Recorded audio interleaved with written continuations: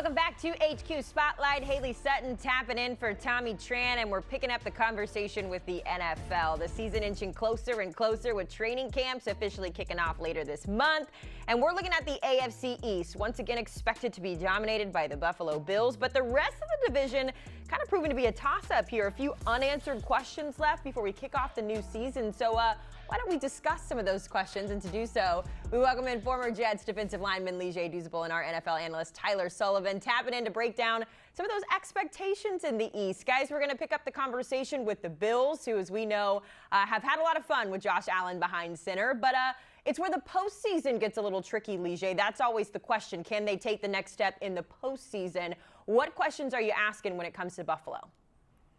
Yeah, right along with that, Haley, is do they have enough pass rush to get them over the hump, i.e. beat the Kansas City Chiefs? That was kind of like their Achilles heels on the defensive side last year. When you look at throughout the regular season, when they played 5 caliber playoff teams, they averaged giving up 33 points a game. You can't do that and have wins in the playoffs. So when you look at some of the turnover there at the defensive line position, right, they bring in Joey Bosa, who has had some foot injuries. Right now, he's going to go all the way to the Northeast, play on that hard turf, and he's already got calf issues. I just pulled the calf, so I already know what that's like. Like, there's a lingering issue when it comes to that calf. So there's some questions to Joey Bosa. They pulled him out of all of the OTAs. They said he's going to be ready for training camp. We'll see. Calves can linger, so that is a question mark. Also, Michael Hoyt, who they played this offseason, will miss the first 6 games because of suspension. Larry Ogunjobi also suspended for the first 6 games. So they're going to be banking, Haley and Tyler, on a lot of these youthful players, a lot of these rookies like Landon Jackson, TJ Sanders. Will they have enough pass rush to subsequently help them get over the hump? That's my biggest question mark for the Buffalo Bills.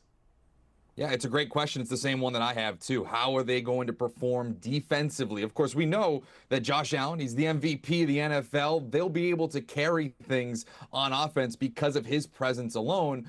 But the question is going to be not so much the division, but in the conference. Can you get past a Patrick Mahomes? Can you get past a Lamar Jackson? Can you get past Joe Burrow? It's a gauntlet of quarterbacks in this conference. And this defense has a lot of questions. They had an inability to get off the field in key situations last season, specifically on third down. They had the 3rd worst conversion rate for their opponents. They were converting around 45% of the time they faced a 3rd down opportunity. That can't happen. You can't have Josh Allen on the sideline, and you can't keep the likes of Patrick Mahomes and all of those elite quarterbacks on the field to continue to gas that defense. It's going to be an issue for them, as you referenced, Lige. Those guys potentially not being on the field. You have Joey Bosa, sounds great, but if he's not healthy, that doesn't really do you any good in this season. It kind of is just a continuation of what we saw last year, right, where there were so many questions on offense, and actually the defense ended up being the question mark because of all the injuries.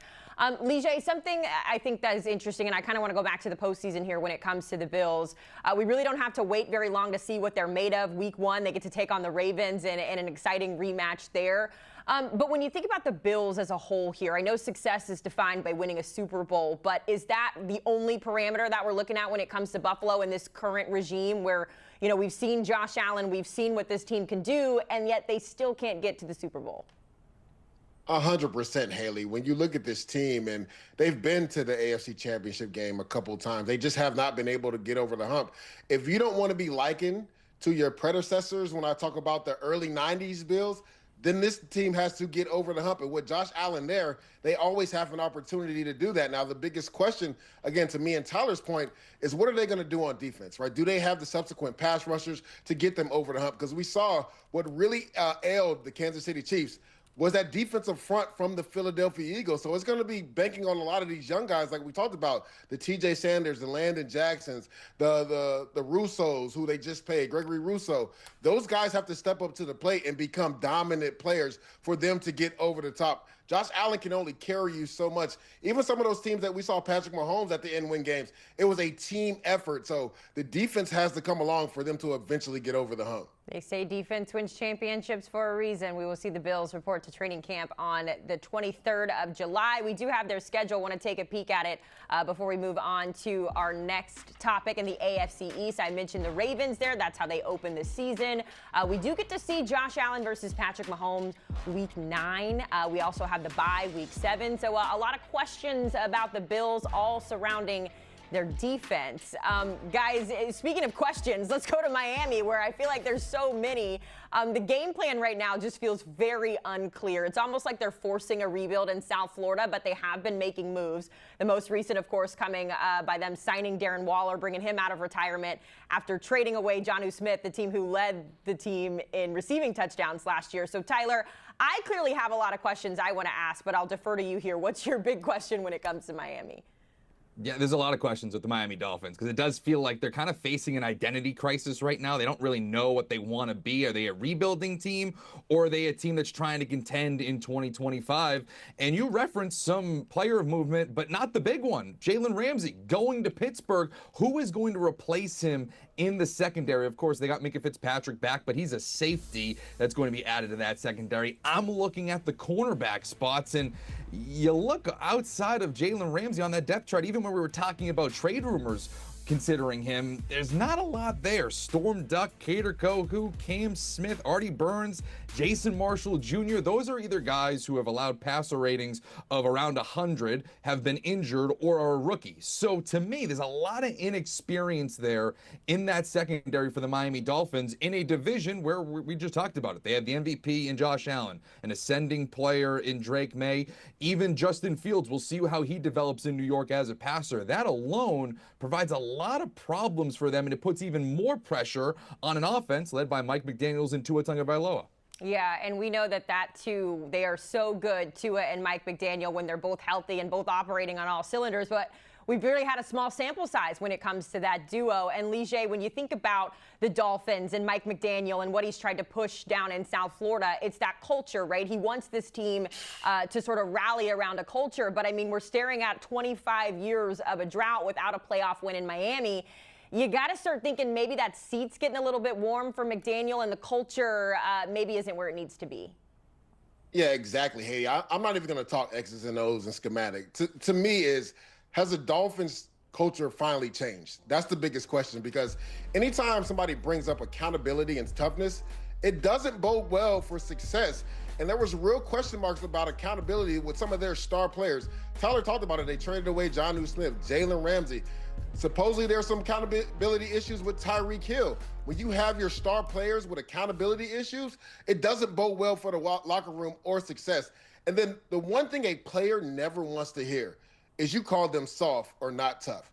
When you look at the Miami Dolphins and their record in colder weather, 50 degrees or lower, it's abysmal. That leads to your team being soft. So to me, that's the biggest question with this team. It's not schematic-wise, it's culture-wise. Have they finally changed the culture to go into the right direction to have some success?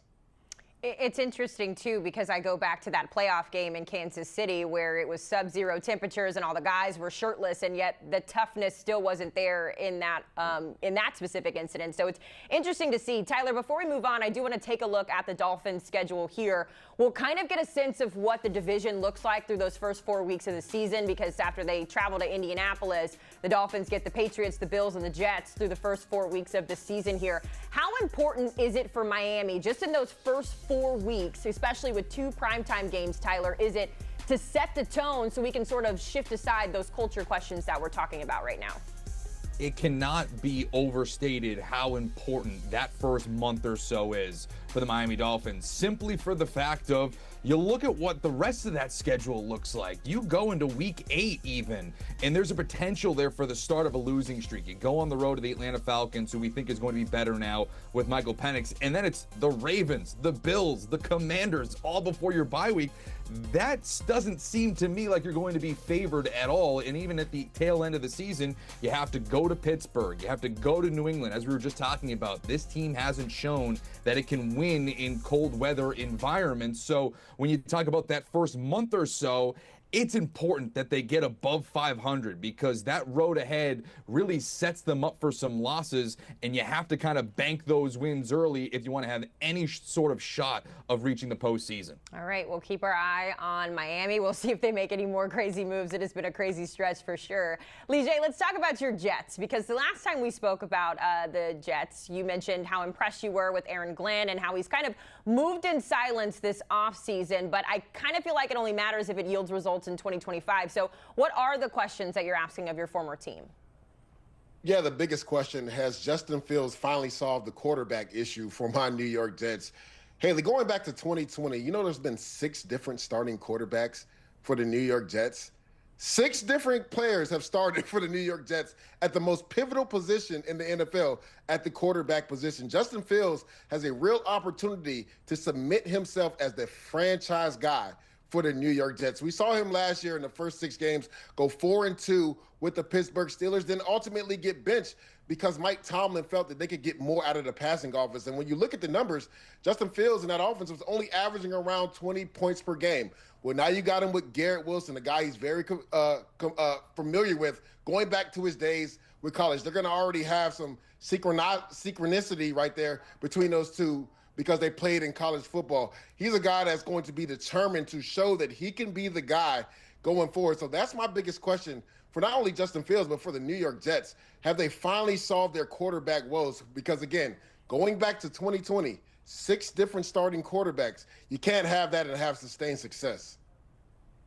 I'm with you. It's the same question for me, too. Can Justin Fields be that next late bloomer quarterback that we've seen in the NFL over the last few years? Obviously, Geno Smith, Baker Mayfield, even Sam Darnold last season. They've all kind of took their time to find their right situations and really produce to what we all thought they could produce when they first entered the league as first-round picks or what have you.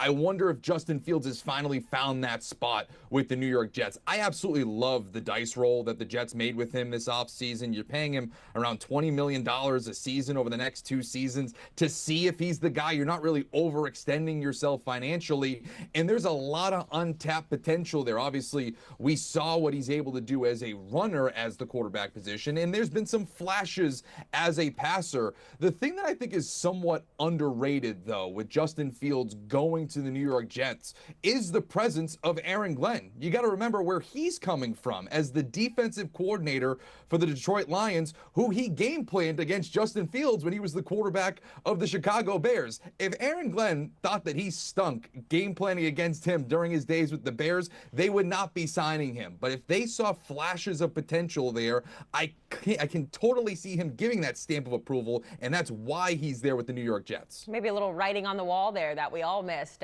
with that Aaron Glenn signing, but I guess we'll never know. We do know that the Jets training camp will kick off on July 25th. And Lee J, you'll appreciate this. On the website for the New York Jets, Gang Green is pulling up to all the sold-out locations, or I should say all the practices that are available to the public are sold out. So Gang Green hoping for some big expectations out there. Let's wrap up our conversation talking about the Patriots, guys. And I feel like when it comes to New England, Tyler, kind of a wild card here, right? Low expectations, can only go up from here, kind of the ways that we've described what Mike Vrabel and Drake May could do this season. Do you think we fly under the radar, or what are you looking at when it comes to your question and the Patriots in 25? Yeah, when they're 4-13 over the last 2 seasons, you really are just kind of flying under the radar because you've been a bad football team. Robert Kraft said it was the worst 2-year stretch of his ownership earlier this offseason. My question for the Patriots is, can Drake May elevate what is unquestionably a revamped basically organization around him? They spent big in free agency, really doubling down on defense, but also bringing in Stephon Diggs and Morgan Moses. They go to the NFL draft. They get Will Campbell to solidify the left tackle spot. They bring in Mike Vrabel as the head coach, which I've said before, I think raises the floor of the New England Patriots, not maybe the ceiling, but I think that this team is way above a 4-13 team because of Mike Vrabel's in-game management. But what takes that ceiling higher, I think, is Drake May. If he is who we all hope he can be, and that is a franchise caliber quarterback, a cornerstone for the organization, then you can really start to have some fun and talk about, okay, is this team going to maybe be scrappy against the Buffalo Bills? Can they be a wild card team in the AFC? But to me, it's all about Drake May as he goes into year 2. Yeah, and to piggyback off of what Tyler was saying, we saw some nice flashes from Drake May. So to me, the biggest question mark is on the offensive line. Did they do enough this offseason to protect young Drake May? Drake May played in 13 games last year, but it was really only 10 because when you look at that first game versus the Jets, it was a blowout game. He came in to do mop-up duty. Second game, he gets knocked out early in the game versus the Jets. And then when you look at that Week 18 game, I believe he only played one series because they really wanted to evaluate Joe Milton. He played it the rest of the way. In those 10 games, Tyler, he was sacked 34 times. Just doing the math for everybody, that's almost 3.5 sacks a game. Your young quarterback is taking fire under pressure from the defensive front. So to me, that's the biggest question. They signed Morgan Moses, who's been an Ironman, but he is getting up there in age. Will Campbell said he's willing to fight and die to protect Drake May. You love hearing that. They bring in a savvy vet and Garrett Bradbury, who had some struggles last year with the Minnesota Vikings. The biggest question mark to me, though, is Cole Strange. Seems like they're going to move him from center to guard. He has not found his niche or his spot on that offensive line. Every quarterback hates that interior pressure, so he's going to be the one to watch in that interior of the offensive line. Have the Patriots done enough to protect young Drake May? Because if they do, they will have a lot of success. Only time will tell, but certainly they have made some moves to do so. Gentlemen, we appreciate the time. We know that you will be very busy in a couple of weeks heading out to training camps across the country as you take a look at the odds to win the AFC East. No surprise, it's the Bills sitting there at -260. But how about the Patriots coming in at +500, passing the Dolphins and the Jets for the second shortest odds to win the AFC East? My goodness, what a couple moves can do.